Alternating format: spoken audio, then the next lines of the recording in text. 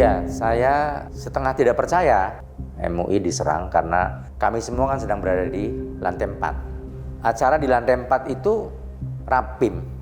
Kok tiba-tiba Mustafa mati begitu doang, begitu saja gitu. Tiba-tiba. Nah, inilah yang menggelayuti kami semua pengurus, tentu juga masyarakat dan umat Islam. Yang bersangkutan meminta pengakuan bahwa yang bersangkutan ataupun tersangka ini adalah sebagai wakil Nabi.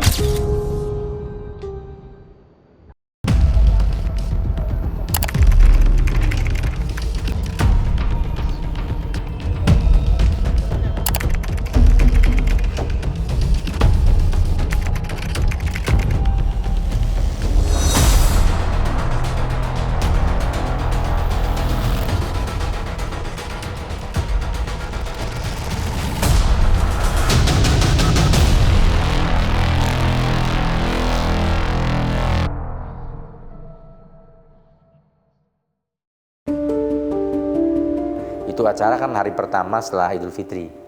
Jadi silaturahim atau halal bihalal sekaligus bahas isu-isu aktual. Jadi 3 orang ketua, ada 24 wakil-wakil ketua, wakil-wakil sekjen, dan ada sekjen juga.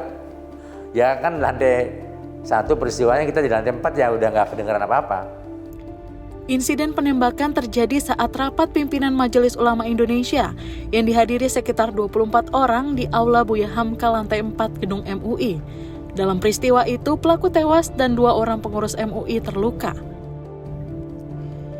Ini adalah alur kejadian penembakan di kantor pusat MUI. Pukul 11.24 waktu Indonesia Barat, pelaku berkemeja kotak-kotak datang menemui resepsionis di lobi kantor MUI. Kepada resepsionis, pelaku menanyakan keberadaan ketua MUI. Pihak pengamanan dalam bertanya perihal tujuan atau kepentingan.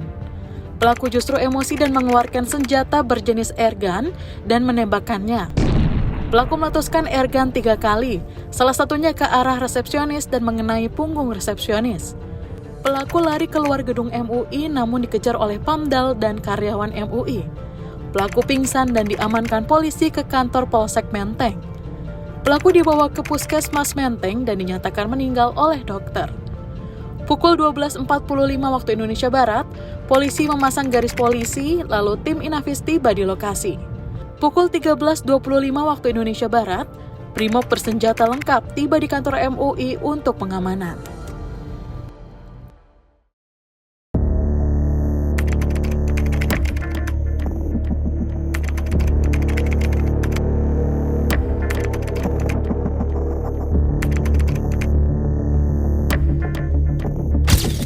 Berdasarkan kesaksian sang istri Laila Dewi dan menantunya Ini Fahrizat, pelaku berangkat menuju Jakarta dari rumah yang berada di Kecamatan Waihilau, Lampung pada Senin 1 Mei pukul 7 malam. Pelaku membawa sebuah tas dan hanya meminta izin serta doa kepada istrinya untuk pergi ke Pulau Jawa tanpa memberitahu tujuannya. Mustafa pergi ke Jakarta menggunakan travel dengan mobil berjenis MPV berwarna hitam berplat A. Terhadap korban itu ditemukan memang ada luka-luka, Komandan, tapi luka-lukanya ini tidak berpotensi menyebabkan kematian. Jadi ada luka terbuka dangkal itu di bibir dan di lutut, kemudian ada luka lecet kecil pada pipi, tangan kiri dan kedua anggota gerak bawah, dan ada memar disertai pembengkakan pada pipi. Kemudian dari pemeriksaan dalam kami menemukan adanya gambaran infeksi, penyakit infeksi pada paru, dan ada gambaran serangan jantung. Jadi kami dari tim dokter forensik itu menyimpulkan bahwa korban ini memang mati karena serangan jantung yang diperberat oleh penyakit infeksi pada parunya. Rekan-rekan sekalian, bahwa tahun 97 menurut keterangan istri dan warga sekitar, yang bersangkutan pernah mengumpulkan warga dan tokoh agama di rumahnya yang bersangkutan. Yang bersangkutan meminta pengakuan bahwa yang bersangkutan ataupun tersangka ini adalah sebagai wakil Nabi. Namun pada saat yang bersangkutan menyampaikan bahwa yang bersangkutan adalah wakil Nabi, tidak ditanggapi dan pada saat itu para peserta langsung bubar. Untuk senjata yang dipergunakan dari pemeriksaan kita itu adalah jenis airgun. Jenisnya adalah pistol model Glock 17 dengan kaliber 6 mm dengan menggunakan bauteri atau ball bearing. Menurut kepolisian, Mustofa tidak terafiliasi dengan jaringan teroris manapun. Ia bergerak sendiri alias a lone wolf. Mustofa NR sudah sering mengirimkan surat agar diakui sebagai wakil Nabi ke beberapa kantor pemerintahan sejak 2003 silam. Bahkan pada 2016, ia pernah dituntut 5 bulan bui karena merusak kantor DPRD Provinsi Lampung. Saya memberi keterangan atau kesaksian yang berkaitan dengan dokumen surat-surat yang dikirim oleh terdakwa kepada pihak MUI dan pihak kepolisian.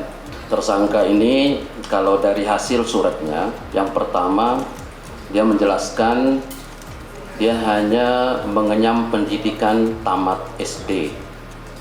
Yang kedua, dia juga tidak bisa mengaji. Itu dibuktikan dengan dia tidak berguru kepada orang tertentu atau ulama tertentu. Dia juga mengakui tidak ahli dalam bidang agama. Namun yang menjadi pemicu adalah dia mengaku bermimpi ketemu dengan Nabi Muhammad SAW. Yang pertama tahun 1982 ketika beliau sakit keras. Kemudian yang kedua pada tahun 1992. Itu 2 kali beliau mimpi.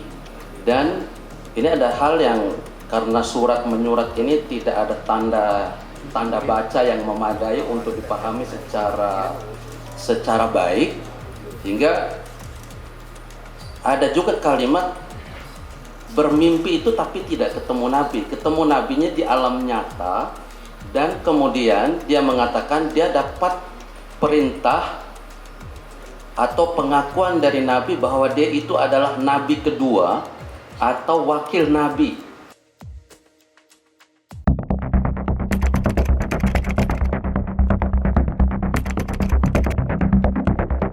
Kejanggalan yang pertama adalah dia ini residivis kasus pengerusakan DPRD Lampung tahun 2016. Misalnya kemudian pemilihan baju. Mengapa dia menggunakan baju kotak-kotak yang identik?